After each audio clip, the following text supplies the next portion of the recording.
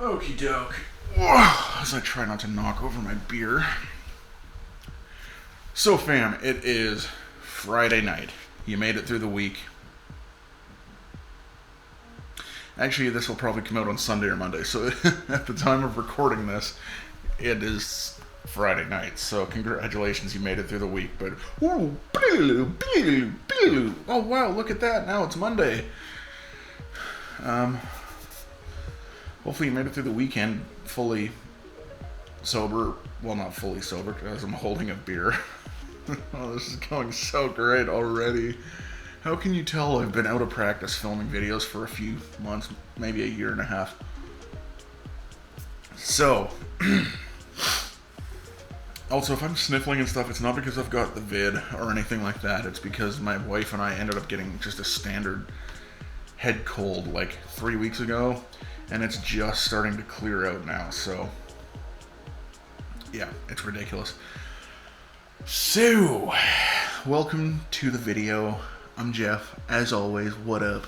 I saw it. Oh, grab yourself a beer, or a whiskey, or a coffee, whatever you feel, a sparkling soda, whatever you feel like drinking. Sit down, enjoy a quick little video, and let's dig into my own brain, because I am starting to seriously gear up now to buy my first motorcycle. So, let's get into this. So a little bit of a backstory on me. I've been a commercial driver for basically 7 years now. Started off in school bus.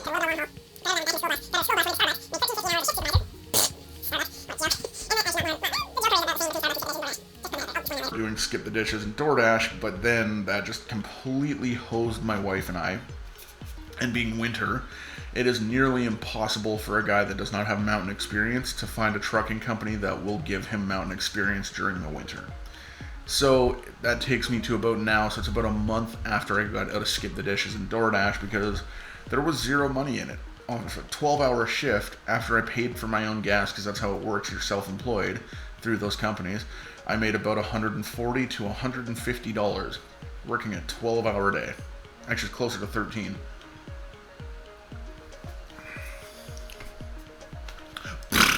A new company. I am super excited for it. Once I get it more settled in and find out the role and that kind of thing, because it's still kind of being merged around me, which is cool. First time I've ever had that happen. Then I'll explain what I do and all that kind of stuff, and then likely that'll be when I have my bike. So, there's gonna kind of be roughly 3 different ways I'm looking at what bike I want. The fitment, which is me sitting on it. The style, so cruiser, bagger, roughly the same. You can bag out anything, but you get the point. And then engine. So for me, let's start with engine. So the engine, I want 1,000 cc's or higher, because I don't want to have a 600cc bike and then outgrow that thing in 3 weeks when I learn how to ride and figure it out. Not that I'm going to be like Rossi in 3 weeks, but you get the point. Like, I'd rather just buy a bigger bike. I've got good hand control already from having to do a joystick in a garbage truck, because those are air over hydraulics, so those are insanely sensitive. So I'm already used to doing this motion, which is essentially the same as this motion. It's just more wrist when you go off a throttle. Used to like hand gripping stuff, and it's just, that goes back to the garbage days. So 1,000cc or higher, preferably like 1,200, somewhere around there. I think that's the sweet spot. Engine, definitely V-twin. I mean, I don't actually know. No, I guess they would make an inline 6 or something about that high. I don't know.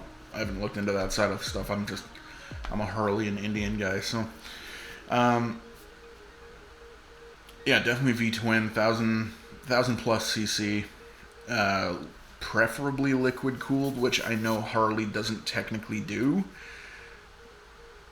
Or maybe they do, but on like the CVOs, and I don't want to spend $60,000-$70,000 on a CVO for my first bike. Like, not a chance. Have the style. So something like an Indian Scout would be amazing. I would hope they make hard bags for those, because I would love to put a hard bag on either side of that rear fender and just like dyna that thing out. That was actually something I've wanted to do. Excuse me, is buy a used Scout 2016, 2017, somewhere in there, so it's past the break-in point. It's definitely used and like lubed up and broken in, but it's not so old that it's breaking down. Excuse me, that beer is coming up for a little hello. And then basically raise it up, put Dyna level stuff on it, make it essentially a Scout Dyna, a Dyna Scout. Actually, that sounds kind of cool. So something like that. Either that or the other one I would really be interested in getting is actually a Springfield, because I feel like that would be a perfect bike for me because it's such a big bike, but I'm also 6'4", 300 pounds, so having an 800-pound bike for me is not really that concerning. I mean, I say that now sitting here on a couch, not actually riding it, but that being said, it's not something I can't do. So I think that would be great, but I mean, for me, a new Springfield goes for about 18 to 23,000, depending on the model and spec and all that. It's just, bike prices in Vancouver are ridiculous. So that would be a great one. I also would, I mean, there's just a standard Dyna. I would love to get a Dyna. I mean, I've seen brand new 2017 Dynas going for $43,000 on Craigslist lately. And I don't really want to get one from 2000, 2001 because I feel like that's just going to be a nightmare. Hopefully the person looked after it, all this kind of stuff, but like mid-2000s, somewhere in there. Then my buddy Kenson, who is one of the guys at Apex Motor Garage in Vancouver, he was also recommending like a 2010 to 2014 Road King because those are super, super modifiable. I would totally take the windshield off. I'd basically make it look like a Springfield where it's just got a single headlight, hard bags on the side, throw some nice apes on it, something like that. And I could find one of those for about 10 to 14 depending on the year. So it actually works out really well. So I'm thinking somewhere in that range. And then that leads us to the last part, which is fitment, whatever you want to call it. So being 6'4", I'm mostly torso, which is kind of helpful, but at the same time I do have long legs because I'm 6'4". So for me, I don't want pegs that are right underneath my knees because that's just going to be, that's like riding a Sportster 883. Those things are just brutal for tall guys. Something like a King or a Springfield or a Scout, I think you can move the pegs. I'm not totally sure. Forward pegs would be perfect because that way my legs are at a nice angle. They're just relaxed. And then the apes and all that kind of stuff. And like it just, as long as like I've got that nice chill vibe, I'm not going to have a full like seat back or nothing. I'm going to, if it has a tour pack on it, pack's coming off, putting a Saddleman seat on it so I get that nice streamlined aggressive look and just crap, I'm already starting to think modifications. So that brings us to it. Now I mentioned the Springfield, which for those of you that don't know, that's an Indian. Now, the way I kind of actually found Indian, aside from driving by the dealership, well, the International Motorsports dealership in Vancouver here, every so often and seeing Indians out front, the way I really got it, the way I really got in from there was, boy, oh boy. I need to lube my throat again. No, this stuff is actually killer. It's kind of like Weller, except a little thinner and a little sweeter. So, now that we got some more apple juice, let's get into this again. So, the way I got into Indian was I started watching Saltine Sprinkles. If you don't know those two, they're from Texas, which barbecue kingdom out there, and they're foodies, they're motorcycle riders. I feel like Sprinkles is a nurse as well, but Salty is, I think he's a manager in his ER or somewhere in that kind of range, but he works in hospitals, was in the Navy, one of those kind of just badass dudes where it's like I cannot wait to somehow get down to Texas and have a drink with him and go riding. That's how I found out about Indian for the most part. Is I was watching their videos and then I started getting a little bit more flavor for the Challenger, because to me it kind of looks like a gigantic ant head. But the more I watched his videos and the more I saw that thing, and then he put the exhaust on it and then he tuned it, and it's just, it sounds glorious. It's a beast of a bike. It's liquid cooled. It's got sport modes.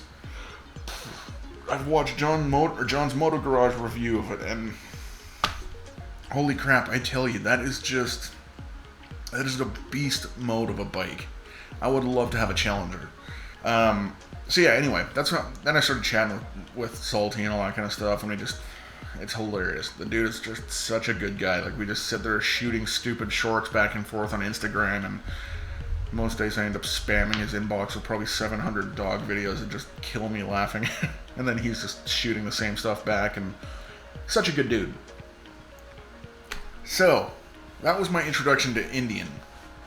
And then I started looking into the models, and then I saw the Scout for the first time probably about a little over a year ago, actually. And I saw the price tag, and I'm like, such a good looking bike for like 10 grand, 11 grand for the Scout without ABS. And I'm like, holy crap. And then I went and sat on one about 4 months ago, and the guy gives me the keys, like, oh, here, turn it on. I'm like, I look at it, just deadpan. You're trying to make me walk out with a bike. Yeah, maybe. So yeah, the guy seemed pretty cool. Anyway, I turned that thing on, and oh my goodness, it was love at first rev. It sounded so good. And then he sat me on a Springfield. Oh, and then I'm like, oh crap. And yeah. So in a nutshell, this is what I'm looking for from my bike. All of this combined. 1,000 plus cc's, bagger style, Dyna style, somewhere or both bagger Dyna style. Forward controls. I'll always put apes on it because I just feel like that's going to sit better and look better because I'm such a big dude. And yeah, liquid cooled V twin. Anyway, you guys, this has been a longer video compared to my 3-minute intro video, which got you guys hoping that I was going to do a short video every time, but joke's on you. No. So, guys, I gotta figure out something for my outro. Stay frosty, stay kind to each other. We're almost through this. I feel it in my bones. Stay frosty, stay kind. Grab yourselves a drink. Take care of each other, and I'll see you guys in the next episode. And no, to my wife, this is not finished yet, but I'm going to still do the same outro as last time.